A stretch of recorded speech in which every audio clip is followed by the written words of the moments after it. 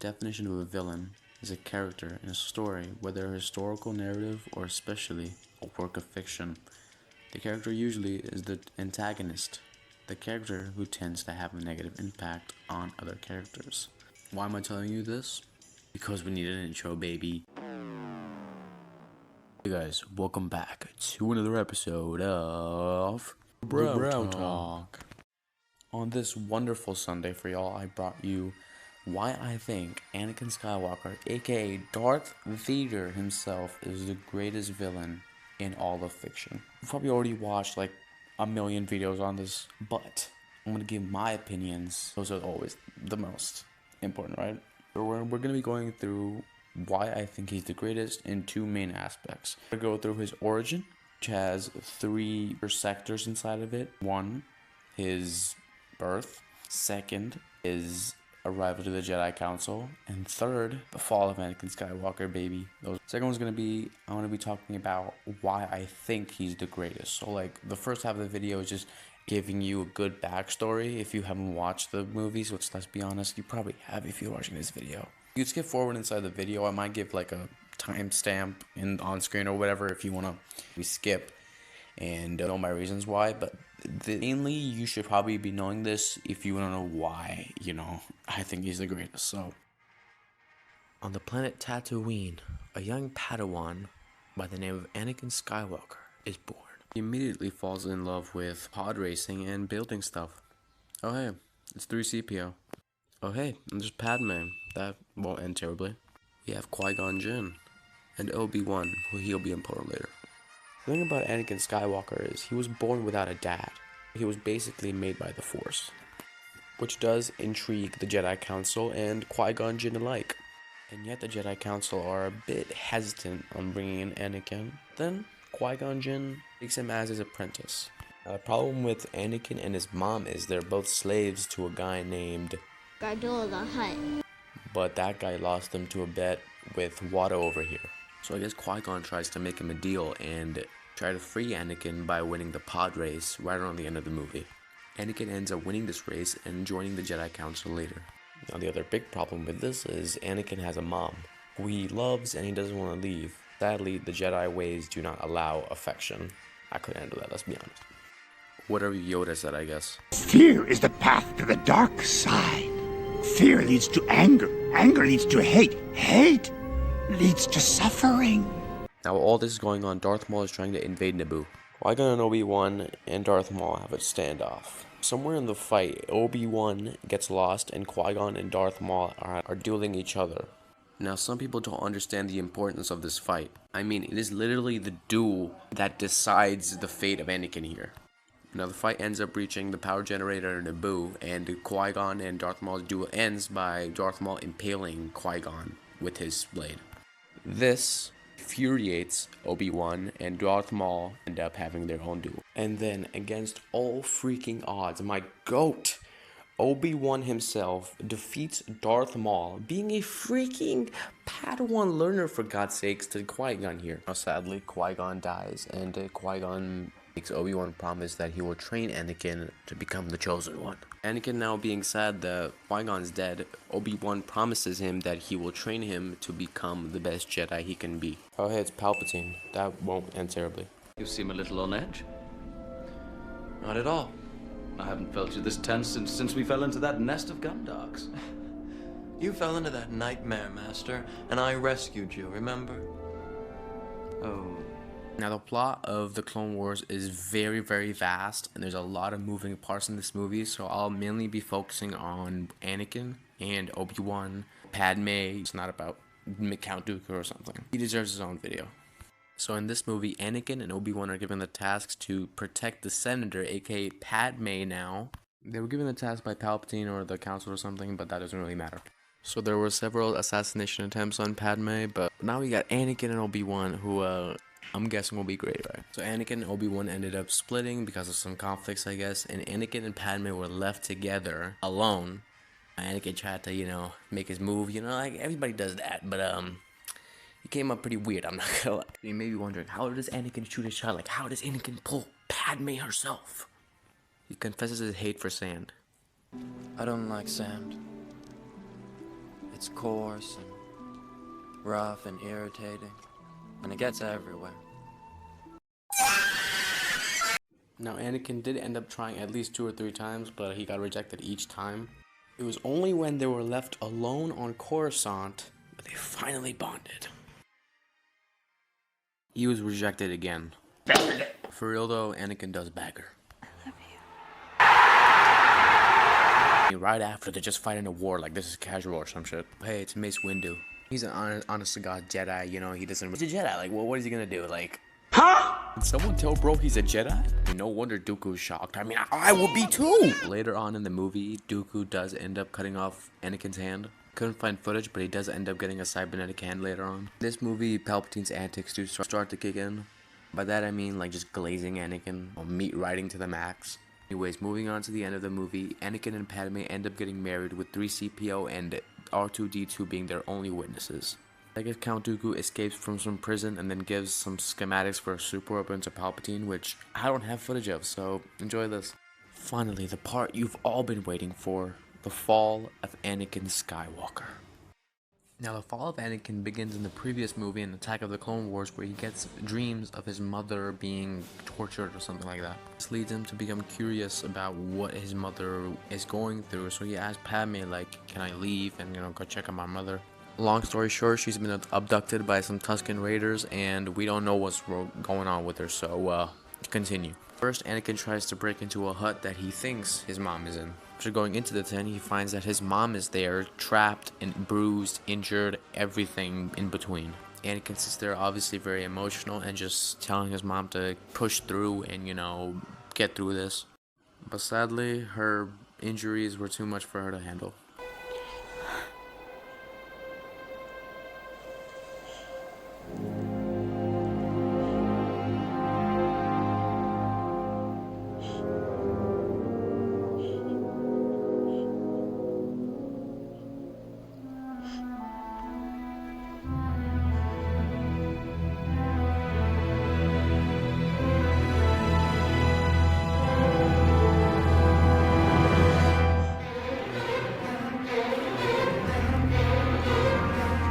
Man, when I tell you he didn't hold back, he did not hold back. Not just the men, the women, and the children. After this, Yoda senses that there is some pain within Anakin, and he gets a bit, you know, anxious about it. And yes, his mom does get a proper burial to commemorate what she was to Anakin. And he also promises that he will never let anyone in his family be hurt again. That aged well, I'm pretty sure. But I promise I won't fail again.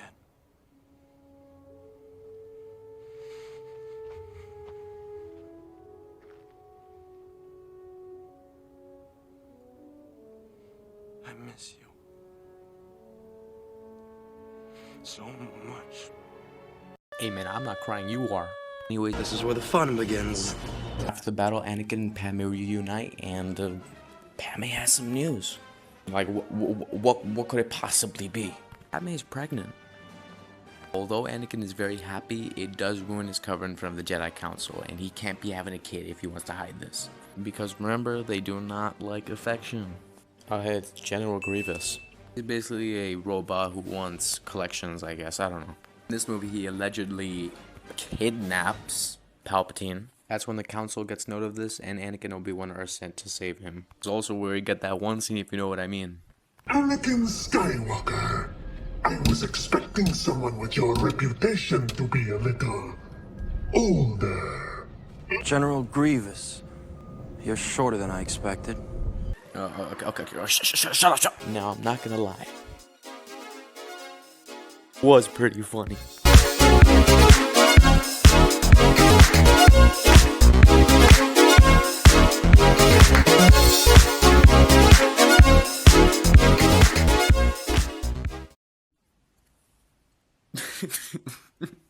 Guys, I've been editing for 2 weeks. I need a rest. Obi-Wan and Anakin do end up freeing Palpatine, and Grievous at the end of the fight decides to leave. But we'll get back to him. We get a couple of cute scenes with Anakin and Padme. So love has blinded you. Well, that's not exactly what I meant. And the Chancellor gets kidnapped again.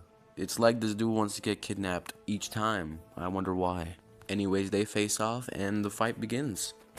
What I find funny is Anakin says my powers have doubled since the last time they met. Dooku just casually delivers the coldest line ever. Good.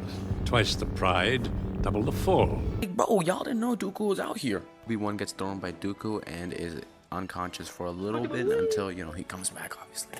Then Dooku and Anakin end up having their own duel. Remember when Anakin said he was twice as strong? I mean, he meant it. Like, he was putting the hands on Dooku, he was countering, doing all that stuff. Until Anakin cuts off Dooku's hand and has him by the throat.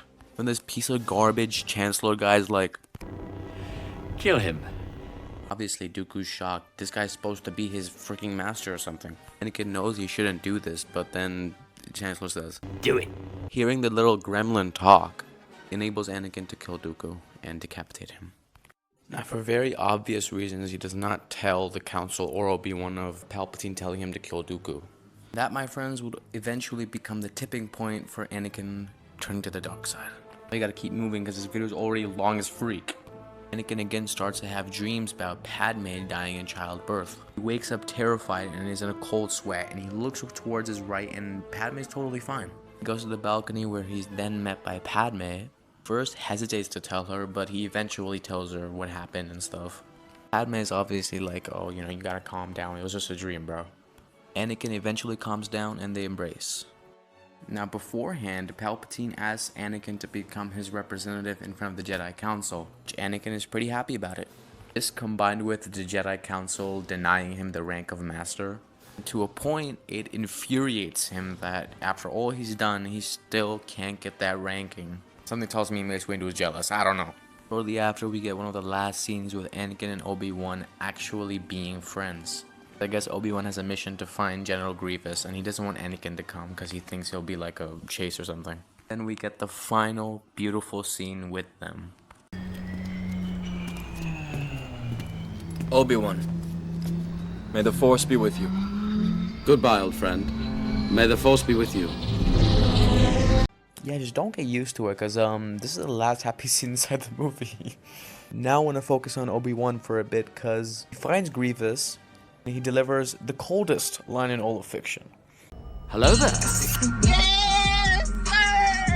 After that, their duel starts. The fight doesn't really last too long, as Grievous is kinda mid, I'm not gonna lie. So their duel lasts for centuries, it lasts for millennials, decades. It lasts for about a couple of minutes until Obi-Wan shoots his art out. I mean, cause he's the GOAT, like what did you expect? So uncivilized. Anyways, we have another scene with Yoda and Anakin talking. Anakin basically tells Yoda that he's been having dreams about some significant other, which we know, but Yoda doesn't. To be fair to Yoda, he's actually giving some good advice, and he actually says, Train yourself to let go of everything you fear to lose. it is good advice, but I guess it's not the advice that Anakin wants to hear. And I guess the next time Palpatine and Anakin meet, I guess Palpatine senses that Anakin is at unease or something. Anakin thinks that somebody in his life is gonna die. So he makes up a random ass story about Darth Plagueis, I guess his master beforehand, being able to influence the midichlorians of the Force. Like, what are you on about, bro? And I guess you can bring back people from the dead or something. I guess Anakin's dumbass just like believes this. Is it possible to learn this power? You know, I'm gonna bring back Padme, you know, like, she's gonna be alive again. Am I right? Are you fucking dumb? Anyways, Palpatine tells him that these powers cannot be accessible by a Jedi, so you know what that means. Next time they meet, which I think is after Obi-Wan finds out where General Grievous is, you know, hiding out, which is in Utapau.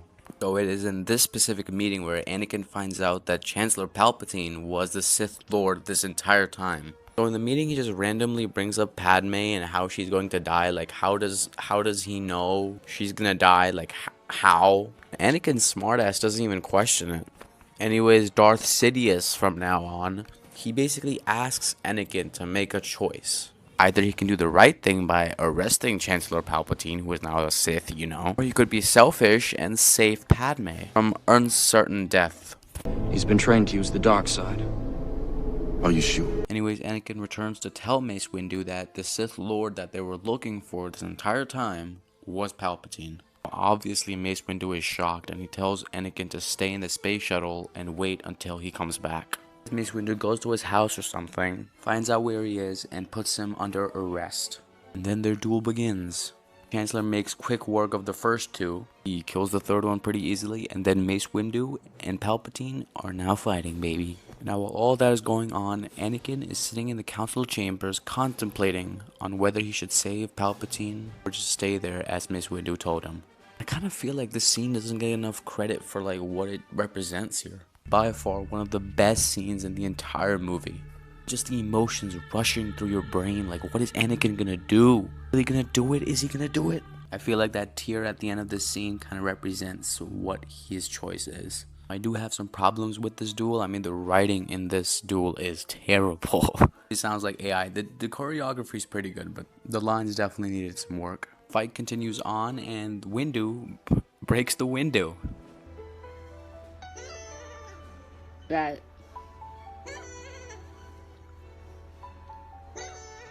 Yeah. Mace Windu has Palpatine by the neck until Anakin's dumb ass shows up again. I'm gonna beat this guy's ass. Bro, all you had to do was wait until he just sliced his throat and then be like, yo, you're the master now. You just have to wait. But sadly, the gremlin had to talk. Yo! After he says so, he shoots out some lightning, which Mace Windu is able to deflect, and it's deflected and then just hit him instead. He comes out looking like a burnt hot pocket or something. Then Palpatine makes his final plea to Anakin to help him. Windu was trying to end it all in one final blow, but Anakin was like, you know, maybe we should let him stand trial or something. I mean, it doesn't make sense because Palpatine is literally the Senate itself. I mean, he can just pay people to put a vote in his favor. And then Anakin makes the choice to cut off Windu's hand.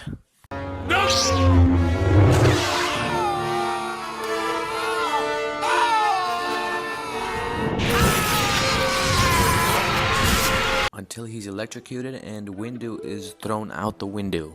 It isn't confirmed if he died or not, but there is speculation that he did live, so we don't know. This is where Anakin pleads his allegiance to Emperor Palpatine, and hence he is now known as... Henceforth, you shall be known as Darth Vader.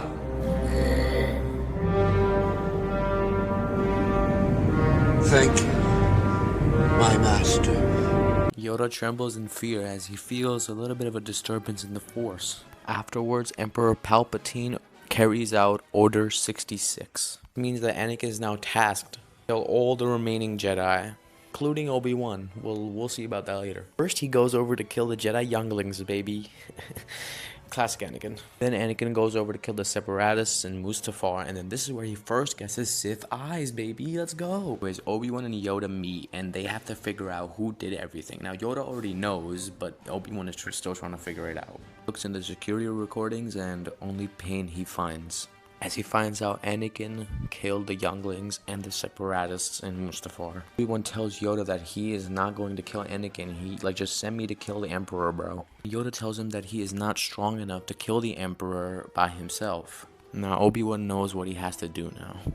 He first goes to Padme and tells her that Anakin has now joined the dark side of the Force. Doesn't believe her, but then Obi-Wan tells her that Anakin killed the younglings in the Jedi Temple. A fun fact, Ewan McGregor, who plays Obi-Wan, just couldn't stop laughing every time he said that Anakin was killing the younglings, so he just covered his mouth like that to hide his laugh. Now, it is still hard for her to believe that Anakin has turned to the dark side, so Obi-Wan leaves and tells her that he knew all along. So, I mean, I told y'all. Obi-Wan and Padme are set to go check up on Anakin. Yoda gives himself the task to defeat Darth Sidious. Yoda, being a badass, says, If so powerful you are, why leave?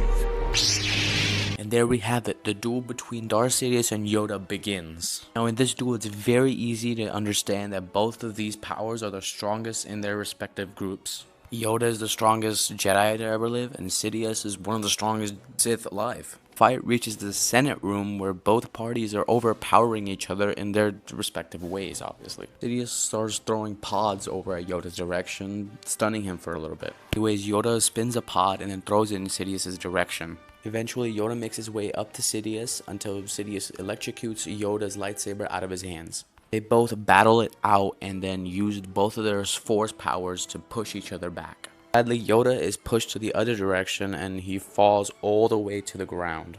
While Sidious stands on top, Yoda decides to accept loss in a hope that a new hope emerges sometime soon. He believes that if the galaxy wants to restore power, he's gonna have to be alive. And that began the rise of the Empire.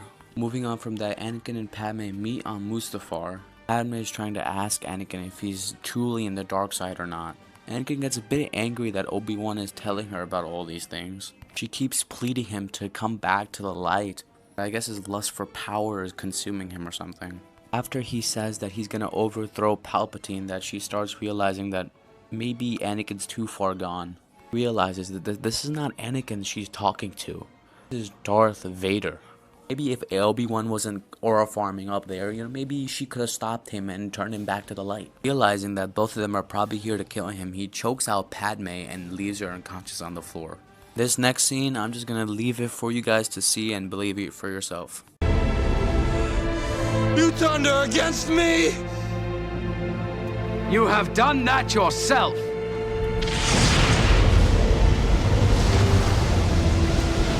You will not take it from me! Your anger and your lust for power have already done that. You have allowed this Dark Lord to twist your mind until now you have become the very thing you swore to destroy. Don't lecture me, Obi-Wan. I see through the lies of the Jedi. I do not fear the dark side as you do. I have brought peace, freedom, justice, and security to my new empire. Your new empire?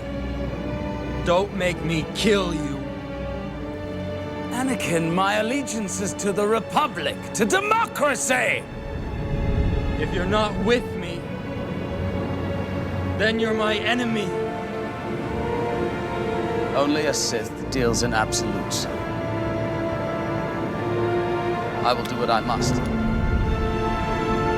You will try. And by far the greatest duel in all of Star Wars begins. I cannot tell you how many times I've seen this movie, and every time I see it, this duel is simply just phenomenal. The fight first starts in the spaceship where Padme is just unconscious in the background. The fight reaches the interior part of the spaceship where it seems like Anakin is overpowering Obi-Wan here. For the most part, this fight is very equal against two powerful Jedis and one Sith. I'm guessing what happens later on is they fry the control panel for the spaceship, so now it's basically falling to the lava. Just my favorite part of the fight where both are just butting heads and it's just so epic, bro. Kinda makes me feel jealous for the people who were there in the theater last month, I'm not gonna lie. The ship falls into the lava and obviously both parties basically stop fighting for a while because, they don't want to die. Now their fight is on two droids, so both of them are standing on two droids and they're still fighting each other. I mean, it's just epic, come on. And this is where, after the stoppage that happened, this is where the fight starts again. Obi-Wan finally says something to Anakin and it's just heartbreaking. I have failed you, Anakin. I have failed you. I should have known the Jedi were plotting to take over. Anakin, Chancellor Palpatine is evil. From my point of view, the Jedi are evil. Well, then you are lost! Yeah, I'm guessing you guys still got the tissues with you, right? Just to wipe out those tears. Afterwards, Anakin jumps onto Obi-Wan's droid, and they are both now on the same droids fighting. A little bit later into the fight, Obi-Wan jumps onto a hill, and now he has the high ground, I guess. After Anakin sees this, he jumps onto Obi-Wan's hill, tries to do the Darth Maul tactic, but he sadly fails. Not sadly, but he fails, and he falls into the lava. Remember those tissues from earlier? Yeah, get them ready for your eyes, bro. You were the chosen one! It was said that you would destroy the Sith, not join them! Bring balance to the Force, not leave it in darkness!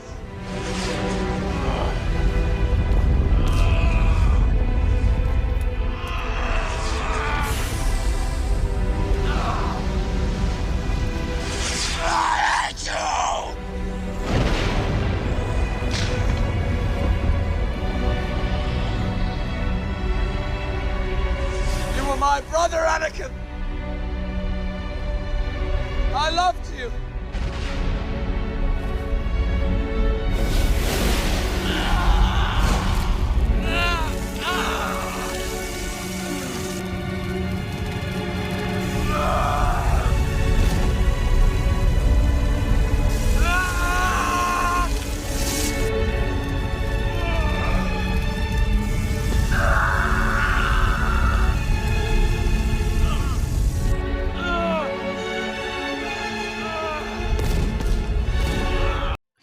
next scene, we have Yoda meditating after the loss with Sidious. And just for some context, this guy's name is Bail Organa. But we'll go back to him. Because Obi-Wan and Padme return back from Mustafar, and Padme is still unconscious, but she's about to give childbirth, so we have to get ready.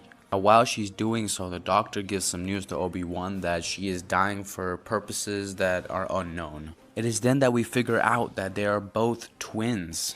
They're both given the name of Luke and Leia Skywalker. Now, Padme dies for some reasons that I'll tell you guys about later. Now, while all of that is going on, Vader is still stuck in the lava of Mustafar.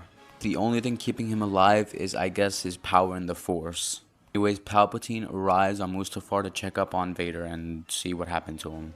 Palpatine finds out where Vader is. He is shocked because Vader is in critical condition and he could die at any moment. Palpatine takes him to Coruscant where he gets medical assistance. It is here where they treat Vader and try to keep him alive. Thing is, his injuries are so bad that they're gonna have to put him inside a suit just to keep him alive all the time. And this is where we get the reveal of Vader.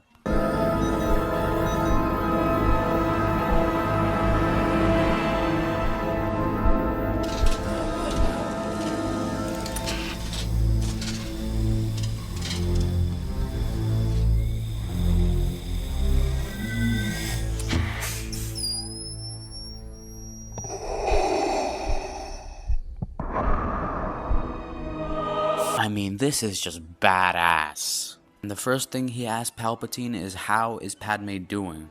Palpatine simply says that he, in his fit of anger, I guess, killed her. The one thing to note here is that Palpatine also tells him that the kids that she was holding with her were also dead.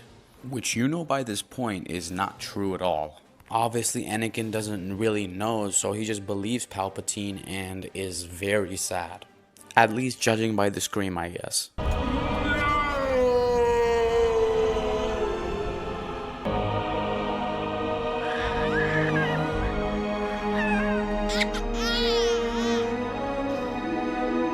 Now after Padme dies, Bail Organa, Obi-Wan and Yoda have a meeting.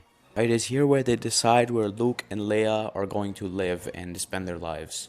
Leia is given to Bail Organa and his wife, while Obi-Wan is given the task to take care of Luke Skywalker. And Padme is buried in her home planet of Naboo, and the galaxy is now in the power of the dark side.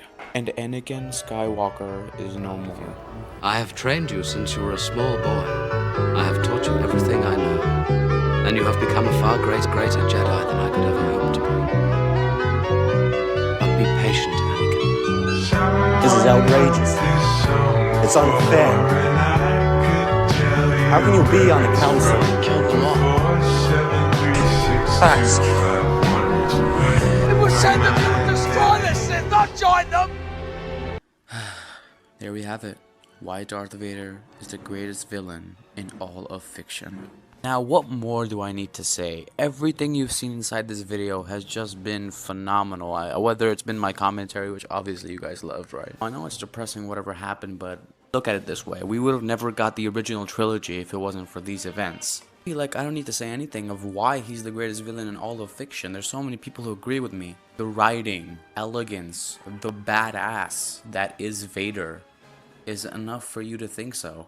Also because I'm tired as hell editing this. Anyways guys, I think I'm gonna head out now. I hope you enjoyed this absolute bombshell of a video. This has been your boy, The Brow Talk.